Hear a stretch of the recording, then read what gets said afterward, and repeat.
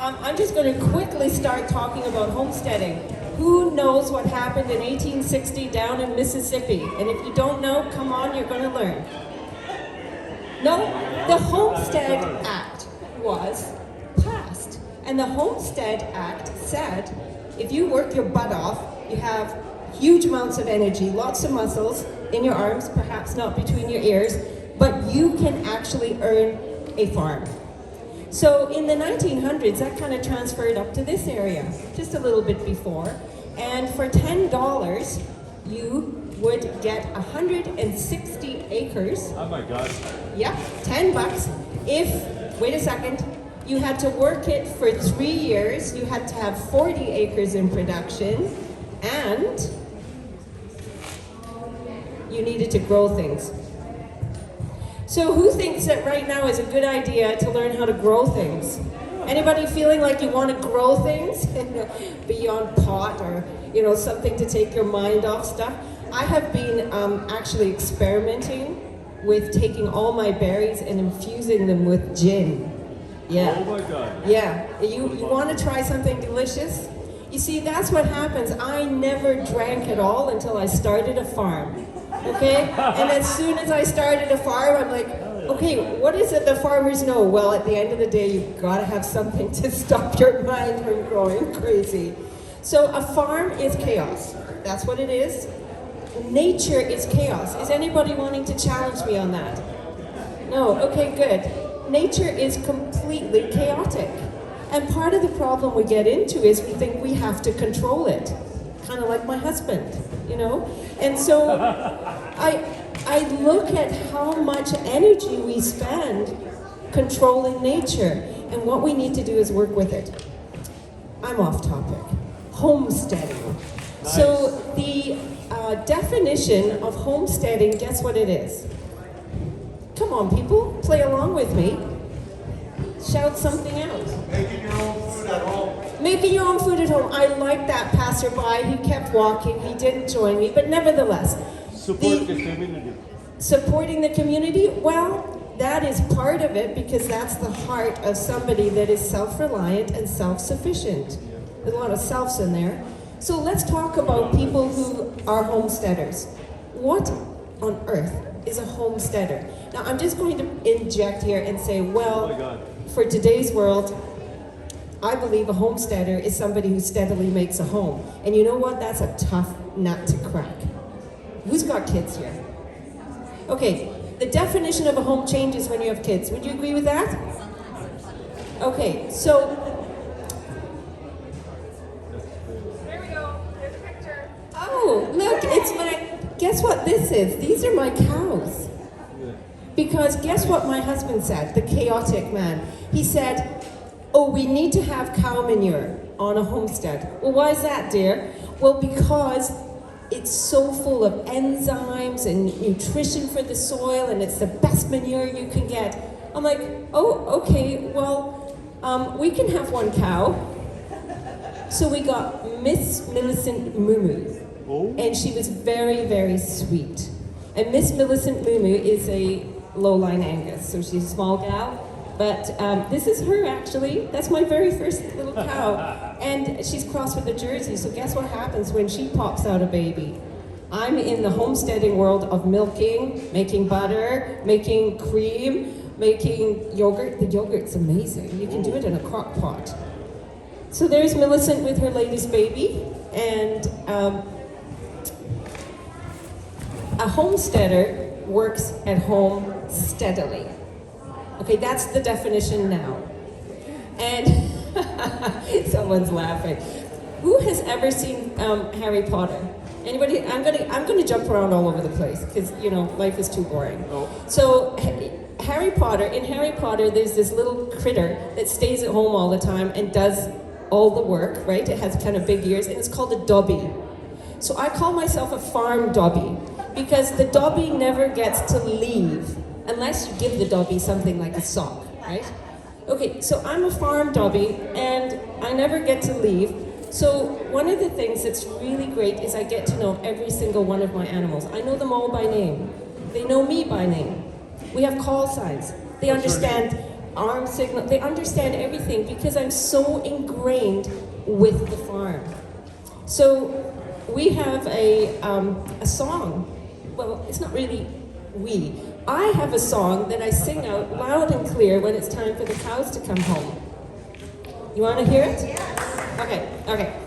Everybody's doing the moo motion. Come on, baby, do the moo motion. You know you'll get to like it if you give it a chance now. Come on, baby, do the moo motion. You gotta swing those hips now. Yeah, anyway, I go on and on. I sing it at the top of my lungs, and all the cows come home. Yeah, okay, I have songs for everything. And that gets me to something. If you want to be a farmer, guess the first thing you gotta have? A voice. You gotta, hey, who said that? Sandy. Art. You have to have a sense of humor. You've got to be able to tell jokes to yourself. Like, what? Why did the chicken cross the road anyway and get flattened? Oh, I don't know. I mean, it just goes on and on. You've got to be able to sing or whistle. You've got to do something to keep your spirits up. Because I guess nobody's going to say to you, oh, wow, you're a homesteader. That is so awesome. Can I be a homesteader with you? And when you're in trouble at 2 a.m., and there's something stuck and it won't come out of wherever it is in, and you turn around and you go, who's got my back? And there's always nobody there. So you got to talk to yourself. You talk to the cows, the sheep, and everything. Mm-hmm. So number one, sense of humor. But how different is that than what you need in life? Homesteading will teach you the greatest things in life. Who here lives on acreage? Okay. Are you growing things? What are you doing? Cows? Okay, do you sing the Moo Moo Motion song? Yeah. Okay, yeah. God, yeah, okay, that's a good one. Who lives in an apartment? They all call back. Yes.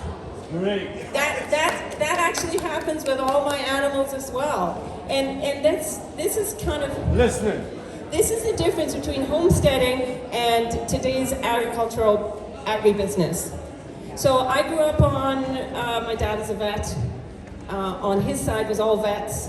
And I just got to tell you something here. My grandfather was appointed vet to the Queen, just so you know. Oh, I'm sorry. And the other side of my family were farmers.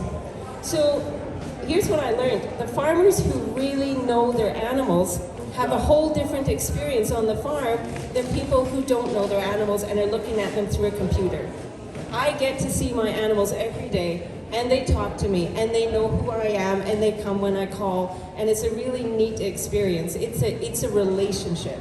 It's a relationship, and I can tell the minute one of those cows, or sheep, or chickens, or horses, or whatever is out there, the minute they don't feel well. And that is something that, you know, a lot of people have lost that sense of the natural world. What do you think summer means to you? What does summer mean to you?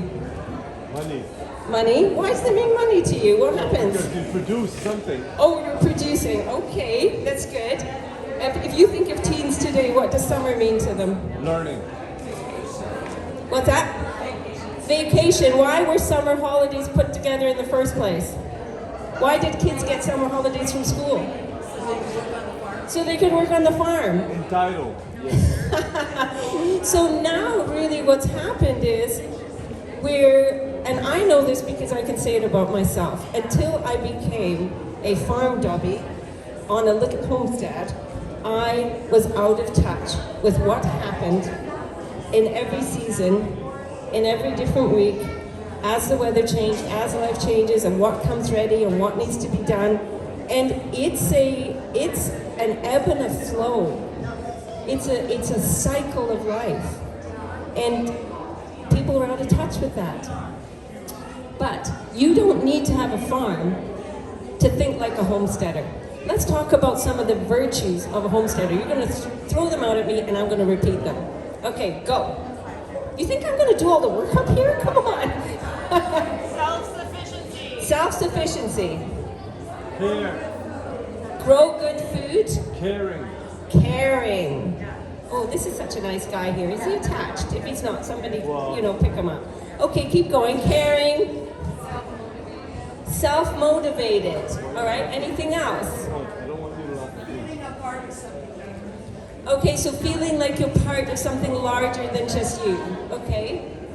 Anything else? Do you have to be brave? Yes. Do you have to be adventurous? Yes. Do you have to be hardworking? Yes. Yes, okay. So all those attributes and more are part of you wherever you are. Actually, I have a picture. Wait a second. I'm going to see if I can do this. Ta-da-da-da-da. This is... Oh, come on. There she is. I'm on the remote. How do I do this? Oh, okay, well, we can leave it there. So I really annoy all my neighbors because as a farm doggy, and I never leave the farm, I herd my sheep and cattle. Actually, the sheep, I just let them go. I go free and graze.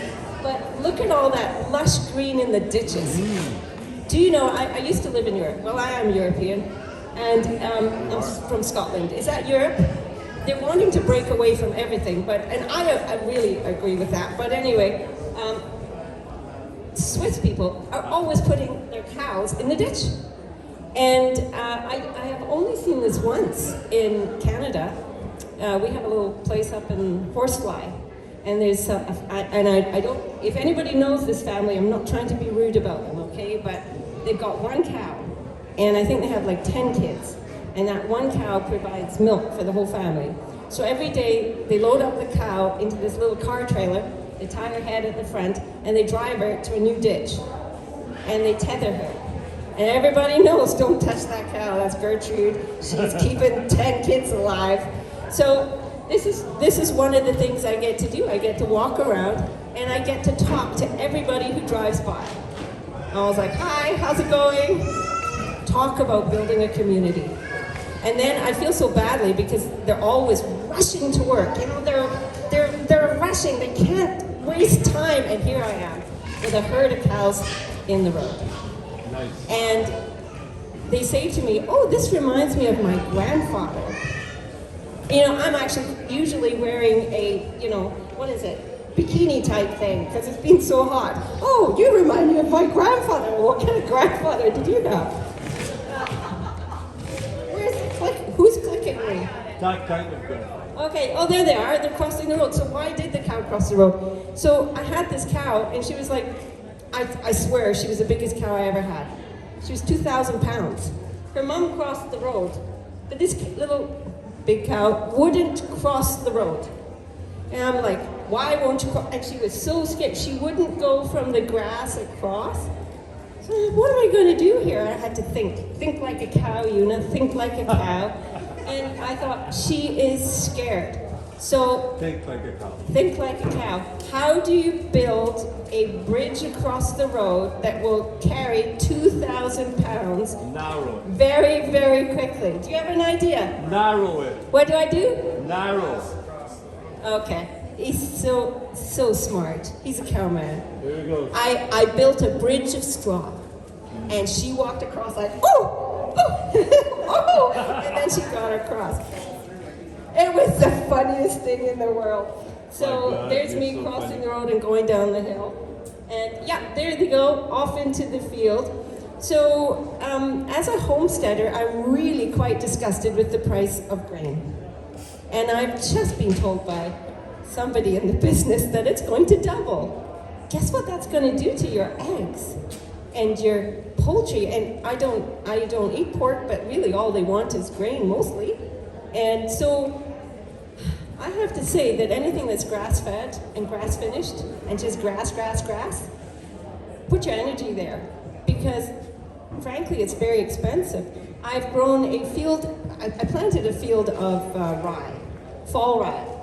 You know, we're gonna get this green manure going. And I thought, oh, this is a problem, we need grains. Okay, I'm gonna let that stuff just grow. So rye up to here. I call a bunch of friends, hey, do you want to come and help me harvest rye? Please do. Okay, don't bother harvesting rye. So what I did was I put, because we tried, and it's actually really spiky, and the animals don't like to eat the tops too much. And so what I did is I put the cows and sheep in there, and all they did was trample it down. And then I got my chickens, and I left them in there now, so all the grains are on the ground, and they're eating it up. I was like, that's really Good cool. for you. So if you want to harvest a grain that's super easy to harvest, and even if you have a tiny plot in your yard, do oats. They're so easy to harvest by hand, and they grow really easily. Which reminds me. It smells good here. Okay. So I'm going to pass this bag around because I have a gift. So I'm going to give it to Do you? lady in the front, and she's going to open it. So there are, Smell that. yeah, you're going to smell it, and the person, you're going to stick your nose in the bag, but don't breathe into the bag. You could COVIDize each my other, God. apparently. 1, 2, 3, 4, 5, 6, 7, 8. There's 8 to 9 herbs in that bag, Oh my okay? God. And the person that guesses or knows all those herbs will get something I grew this year, because I think we're going to turn into California of the North. Ta-da! I have grown hundreds of canterlopes. I have to canter around watering them a lot. That's why they're called canterlopes. And Canterlopes. oh, they are amazing. And you know, I think that every cantaloupe you buy in the store is green when they pick it. Because wow, what an amazing smell when they're ripe. And all you do is start these in a little greenhouse. You can grow these in a pot. You can grow them on a balcony. You can grow them in a backyard. They're fantastic. You can grow them, yeah. So I'm very excited about these. Now, as a homesteader, Oh my God. I never imagined I'd be a homesteader. I thought I'd be a ballerina. Okay. You know, I told my dad I wanted to be a vet. There's Oh, hello, Warren. Am I allowed to identify people? Good. So, anyway, listen, cantaloupes, we can grow things like that. If you have a nice greenhouse and you can keep it warm enough in the winter, and especially down at this elevation, you can grow figs. You can be growing lots of things. There is no limit to what we can grow. Come up with answers.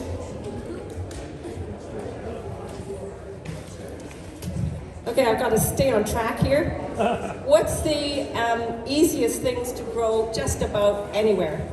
In pots, in your Parsley. apartment. What's that? Parsley. Parsley is very easy. Yep, you did make the list. Thank you, sir. Come on. Mint? Oh, Mint yeah. just goes crazy, doesn't it? It just goes crazy. All right. But let's talk about how we preserve. As a homesteader, you're steadily making a home because the Homestead Act of 1860 no longer exists. And if you try to go out there onto that crown land and set up your little house and your mud flats and this and that, guess how long you get to stay there for? Any idea? 21 days, and then move along, please. Yeah. So don't be thinking you can go out onto crown land and start your homestead, and then 3 years down the road you pay $10 for 160 acres. No, that was back in the 1900s. But really, we should present that to our local council, because they've got way too much land doing nothing, and we could be growing things on it. Tomatoes. Tomatoes, oh my goodness, don't say that word to me, I got so many of them. So the easiest things to grow, we can all agree on this, is herbs. And herbs have many virtues. First of all, they're very easy. You can dry them. And did you know that you can just absolutely throw them in a freezer bag? You don't need to do anything to I them. dehydrate them. You can dehydrate them. Look at this guy's like, you know, Chives. are you attached? I mean, seriously, you No, look I'm just sweet here to like a listen to woman. you. Yes, so nice. Okay, kale, spinach, Swiss chard. I just started with the Swiss chard. You can freeze Swiss chard just as it is.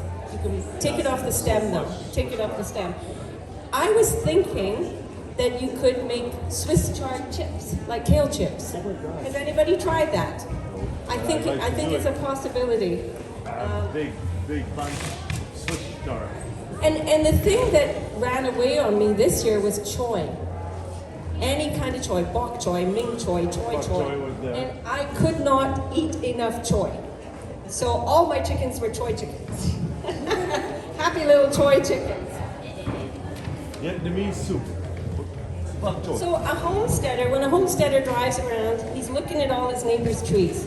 He's like, that tree is loaded, and that tree needs to be picked. So that's a homesteader goes and bangs on the door and says, hey, do you mind if I pick your tree? Would you like to share? I will can some apples for you, or I'll can some plums for you, or I'll dry some apples or plums for you. And most times, you know what people say to me? They're like, oh, no, you just go ahead and pick the whole thing. And if I don't, it will all go on the ground. There's so much of that going on. Just even driving into town here today, I saw beautiful apple trees right before that big appliance dump, where we're all stopped for like 5 minutes. So if anybody wants to go pick those apples, just make sure you probably peel them because of all the volatile organic compounds coming out of the vehicles. Right, so we've talked about chaos, and my daughter comes to visit, and she's hysterical. She's looking at all the raspberries that are not getting picked, and the berries, and the this and that, and she's like, there's just so much, And I'm like, why are you freaking out about abundance? I said, wouldn't it be better to freak out about lack of abundance? I said, everything that goes on the ground adds to the ground. Let's not worry about it. It adds to the birds, it adds to everything. The first year I did this, oh look, somebody said tomatoes. I don't even know how this is moving. Okay, so this is a point. I am making a point. You probably can't see this, but this is a sunflower in gravel. I have not watered this all year long. This is kind of in my side of my driveway. I wouldn't think there's any water at all, and it speaks to me every time I go by it, and it says, bloom where you're planted. Stop being, grumpy, or stop being like this, bloom where you're planted. And I think that is such a challenge to most of us, unless you're, really, really, really special. But I'm pretty normal, and a lot of times I'm grumpy about a lot of the things I need to do. So bloom where you're planted is a really great reminder for me. How's the herbs going? Somebody's got them in the back. We're working on those. That's right, a cantaloupe for the one who gets the closest. Do you want to change the slide? See what comes up next? I have no idea now. Oh, okay. I think that was the last one. Yeah, that's fine too. It doesn't really matter. I think there's 8. Definitely 8. So I was talking to a fellow the other day, and he said he was so stressed. He said, I'm so stressed, I have 3 acres. I'm like, oh, what's wrong with yours? Why? Well, I'm so stressed. And remember I said before at the beginning, chaos. Nature is chaotic. You need to be comfortable with chaos. And he's like, I've got to get out there with my weed whacker and weed whack this whole 3 acres because the neighbors must be thinking terrible things about me. And he's a single dad, and he's got 3 kids, and he's got a business, and I'm like, why are you even thinking that way? I mean, I know what's in that tall grass. There's every kind of bug and bee and pollinator and probably deer and all kinds of things. It's a diversity, it's a city. And he's going to get out there with a weed whacker and destroy it would take, to do 3 acres, I'm thinking, how long would it take you to do that with a weed whacker? So I said to him, everything that you don't pick from that ground is going to add to the humic content. I said, you just let it lie down and go to sleep, and then the snow will come. Oh, but I'd like it to be smooth when the snow comes. I said, pretty soon it'll be smooth when the snow comes because the snow will be deep enough. And he said, I wish you were my neighbor because it's my neighbors that are making me feel bad. And that's where a homesteader has to be brave. Because you say to your friends, hey, I'm going off into the wilderness, I'm going to become a homesteader. And they're like, are you crazy? Like, what's wrong with you? That's what they said to my husband and I. And then we invited some of them for dinner. And we said, every single thing on this plate we grew here. Everything. And the dessert is fresh yogurt or fresh ice cream and fruit crisp and this and that. Everything is from, and to be able to do that confounds and amazes your friends. And they say, I wish I could do that too.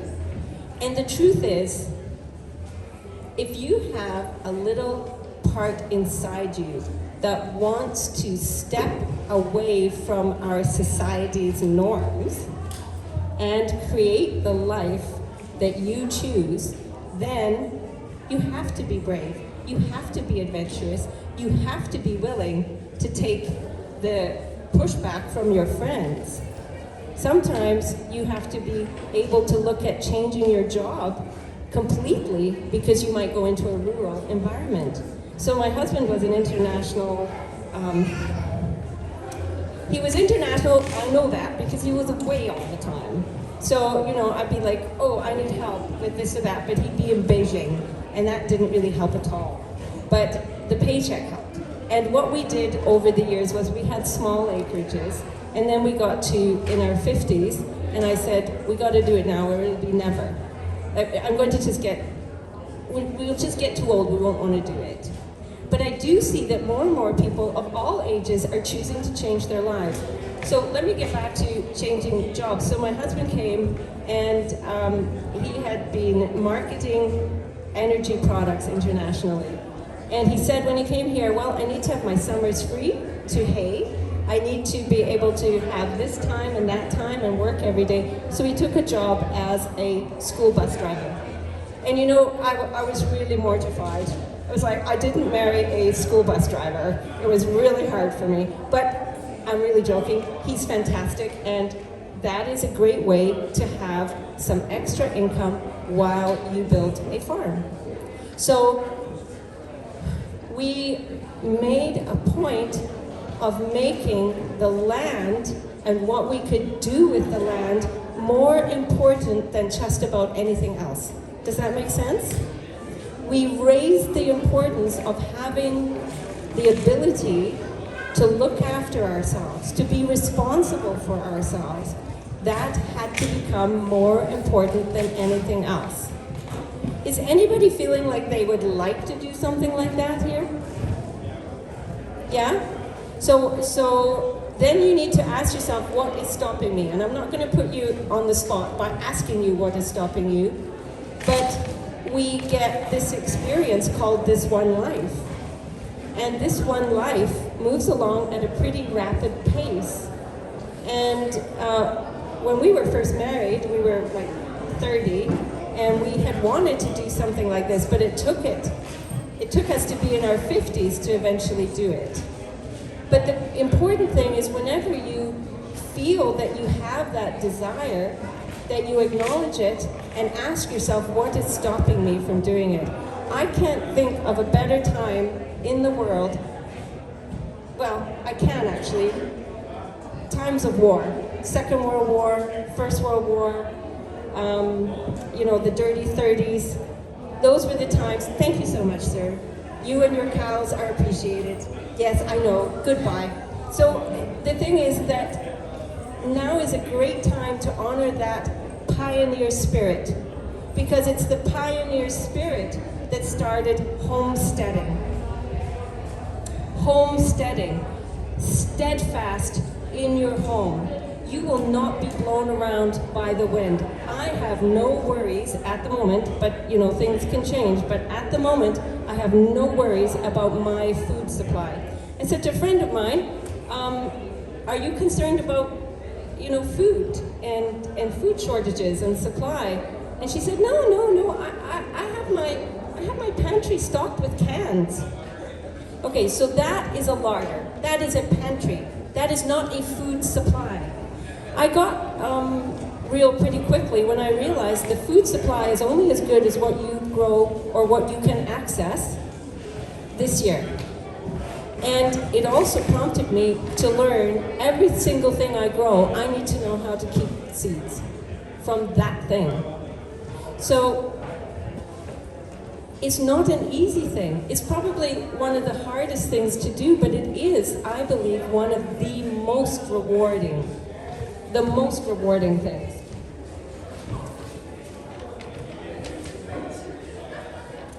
I like to say, we've had some people from France came, and Germany, Austria, all over the world.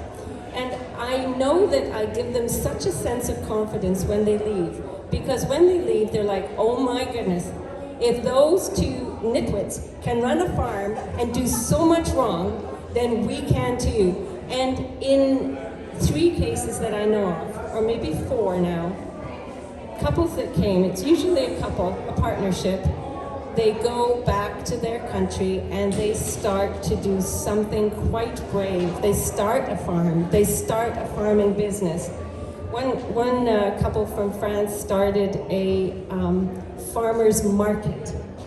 And they got that because they saw it's okay to make mistakes and that nature is forgiving.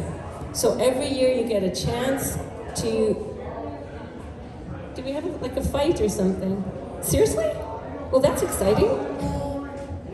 But we won't pay attention. So that has been very rewarding to see people who came, they got confidence by watching us mistake our way forward. We made a great big mistake this year. I'm going to tell you about some of the mistakes. So this year, my husband said, we are going to grow food for the community. You know, it's like the king, oh yes, that's rather relevant, isn't it? The king makes an announcement.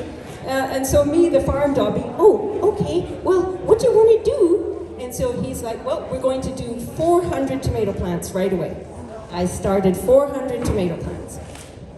So who knows what happened on April 5th this year, other than my beautiful calf Clover was born, but who knows what happens on April 5th? It was your birthday? On April 5th, we had a snap, what was it, -5? Yes, -5. So I was very busy with an emergency birthing out in the field, which is another whole story, you'd really love that story, but I couldn't spend any time saving the tomatoes in the greenhouse because I was saving the calf, which ended up at 2 a.m. in the bathroom in my house. So out of the 400 tomatoes, 120 made it through. And those 120, because if you remember, the temperature kept going down, I shuffled those around. And so out of the 400 tomatoes, I ended up with something like 80 tomatoes. And I have way too many tomatoes. So if somebody wants to grow tomatoes for themselves, you know, 10 is just fine. A dozen is over the top. So this is the kind of thing, and I look at my husband and I go, you know, I'm never going to listen to you again when you make one of your farming edicts, as in, we will have 400 tomato plants. He's actually saying that now. He's like, I am building 3 100-foot greenhouses. And I look at him and my eyes cross. My eyes cross and I'm like, who's working in those greenhouses? So another thing is every action has a reaction. We planted 400 cider apple trees because since I became a homesteader, I know the value of getting drunk every night. Oh, only kidding. But a glass of cider is amazing. And if you look at the history of cider, actually, let me take this back. You can look at 1,000 years to 2,000 to 3,000 years ago, and the only way they could drink a lot of the water is it had to have a 1 or 2% alcohol content, because the water was so dirty in many of the wells and many of the castles in the country that I'm from, which you all know, actually, is way up in the Highlands, right beside Balmoral. So, enough of that. And so we planted 400 cider variety trees. And we had planted 100 eating apple trees, or maybe it's 120. And we planted 6 rows of raspberries and 3 rows of Saskatoon berries and a ½ acre of strawberries and a ½ acre of asparagus. I know I'm missing things here. There's also like 30 plum and pear and cherry trees. And you know what? It's great. You kind of go, let's plant all these things. This is going to be amazing. But every action has a reaction. And you have to factor the environment and you have to factor the person. So what happened was, we didn't have enough water. We didn't have enough water, and last year it became a massive crisis because you remember how hot it was last year. So if you're going to do something, so what we actually had to do is we had to dig down $10,000 worth to get our well deeper, because our well was only 12 feet deep, and it had been built way back in the 50s or 60s, I think, and it just couldn't supply the water. So every time you want to do something, you need to factor yourself into it, and you need to factor what will be taken out of the environment to make it happen. Am I okay for time? Should I stop? Is somebody waiting? It is 2:56, Clayton's here at 3, but it's an excellent presentation. Okay. I'm being told that I need to stop. But before I stop, I'm going to read you one of my stories. Would you like a funny story or a relevant to today's story? Oh, you have time for both. Okay. People say to me, I'm going to buy a farm. Why are you going to buy a farm? Well, I've read a lot of books. Well, what does that matter? You know, my husband read so many books, he knew he was a farmer. I refused to read the books. I just figured out what worked. So I'm going to tell you what happened when the book learning did not work out. This is called Unto You, E-W-E, A Donkey is Born.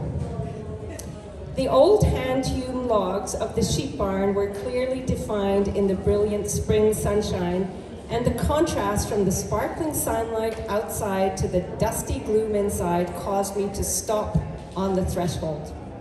For a moment, I couldn't quite believe what I was seeing. Moving cautiously forward, with my eyes straining in the half-light, I realized trouble was afoot, and I experienced that curious sinking feeling when I know I'm out of my depth. So you've got to get the picture here. I'm by myself on the homestead because I'm the farm Dobby and I never get to leave. The husband is not there. We've just brought some sheep. It's our first sheep up here. The object of my attention was a sheep, flinging her head from side to side, her eyes rolling backwards while furiously gnashing her teeth. Quite the performance, and who could blame her?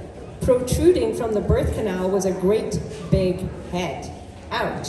Lambs are supposed to come out with their feet under the nose like a diver. In this instance, it was immediately clear that both legs were back and the shoulders were stuck. We were both in big trouble. Has anybody birthed lambs here or birthed sheep? You have? Are you with me on this one? Yeah. Knowing I needed backup, I ran back to the house to consult the sheep manual, the book. It said that I had to lift her back end up on a hay bale, stuff the head back in, rope around in the dark, find the legs, then pull the legs out together with the head. Oh my goodness, I said. That's a bit much so early in the morning. So the book was tossed over my shoulder as I lunged for the phone and called the vet. Luckily, the vet was available, and he gave exact instructions. Well, the lamb will be dead, and all you can do is save the ewe, started the vet. So put straps on her hind legs, make a pulley, put it over your shoulders, then hoist her rear end up so she is upside down, hanging from your shoulders, then push the head back in, rope around, find the legs to pull the no doubt bad little dead lamb out. What? I wailed, can't you come out and do all of that? The vet replied, sorry, I've got to run. Darn, he must have read the same sheep book.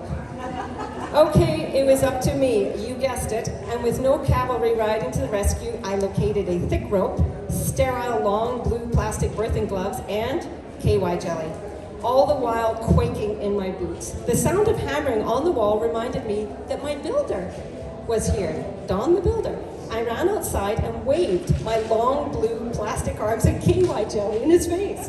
Quick, I need help, I yelled. And I took off on a run back to the barn with a bewildered but ever helpful Don running alongside. Okay, Don, just lift up the back end of this sheet so I can pull the lamb out. Don's face lost its permanent smile. I'll faint if you do that under my nose, he replied. Turn your head away and faint when I'm finished, I snapped back. And actually, that's the same thing I would have said to my husband when our daughter was born.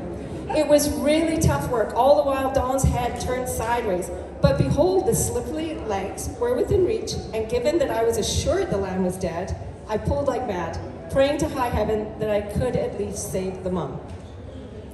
Out popped a very dead-looking lamb, which had massive head and shoulders.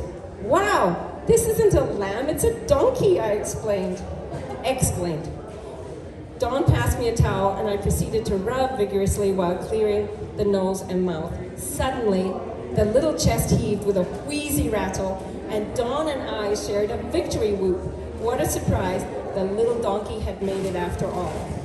And so, on a farm, being self-reliant and self-sufficient means you will have many, many adventures. Your life will be uber interesting. You will have so many stories to tell people, and you will be able to put potatoes and veggies, and it depends if you eat meat or not, but hopefully grass-fed, grass-finished meat if that's what you want. You will learn how to take care of yourself. You will just feel yourself becoming part of nature. You will feel the seasons.